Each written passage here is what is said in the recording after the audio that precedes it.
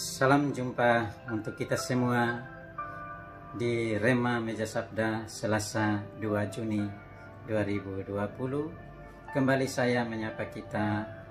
Semoga kita semua dalam suasana sehat, penuh sukacita dan kegembiraan, meski kita masih dalam situasi COVID-19.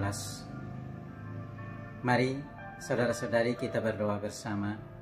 Semoga Allah mencurahkan kepada kita kebebasan dari pandemi ini, sehingga kita kembali menjalankan tugas dan aktivitas kita dengan bebas sebagaimana biasanya bersama mereka yang kita jumpai dan kita layani. Saya mengajak kita untuk bermenung bersama dengan Rema Meja Sabda hari ini. Kita belajar untuk setia kepada Allah dan taat kepada pemerintah atau negara. Tema ini muncul dari kontroversi seputar reputasi Yesus di kalangan para pemimpin agama Yahudi masa itu. Orang-orang atau pemimpin-pemimpin Yahudi menggunakan isu-isu sensitif untuk menunjukkan atau membangun isu yang setidaknya dalam tanda kutip menjebak Kristus. Isu hari ini terkait dengan membayar pajak. Isu ini muncul bukan sebagai momen diskusi untuk memperoleh pengetahuan yang mendalam tentang pendalaman iman, bagaimana mengungkapkan kesetiaan kita kepada Allah dan ketaatan kita kepada kehendak atau kepada pemerintah negara. Mereka, para pemimpin agama masa itu, justru menggunakan isu membayar pajak ini sebagai jalan untuk menjebak Tuhan.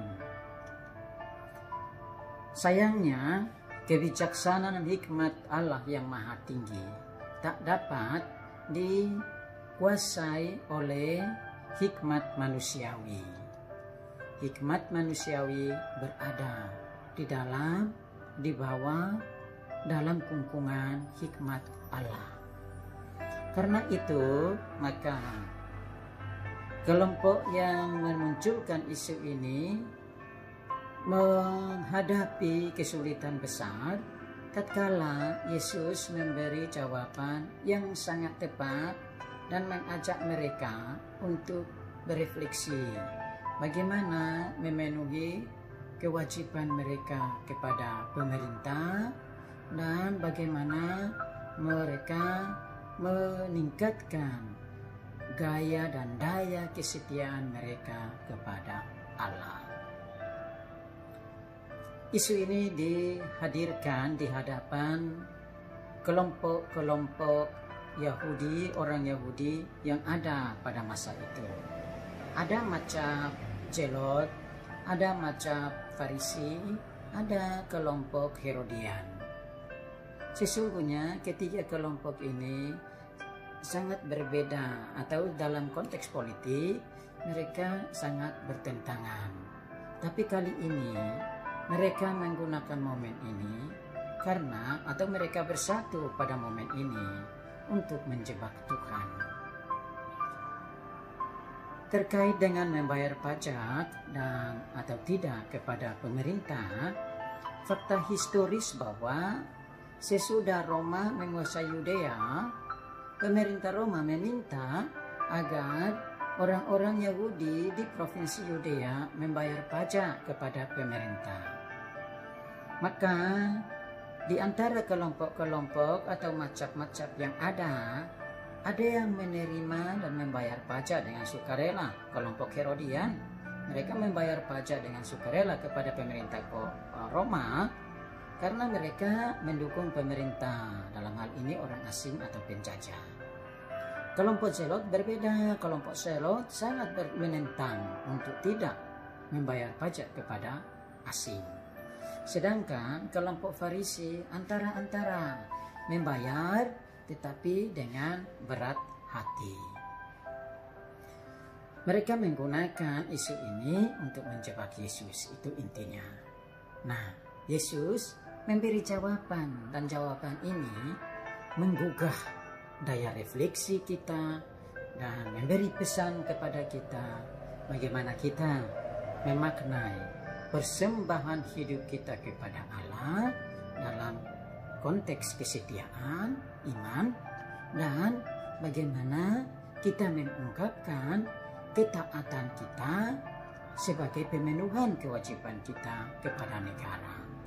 Bahwa kalau kita sudah hidup, berkarya, dan menikmati fasilitas-fasilitas negara, sebagai warga negara yang baik, kita diajak untuk memenuhi standarisasi kewajiban kita kepada negara. Dan hal-hal seperti ini atau kebajikan-kebajikan manusiawi seperti ini yang dikonkretkan dalam relasi kita bersama negara, bersama masyarakat dan bangsa, itu membantu kita untuk sampai kepada penghayatan kesetiaan kita kepada Yahweh, kesetiaan iman kita kepada Yahweh, kepada Allah.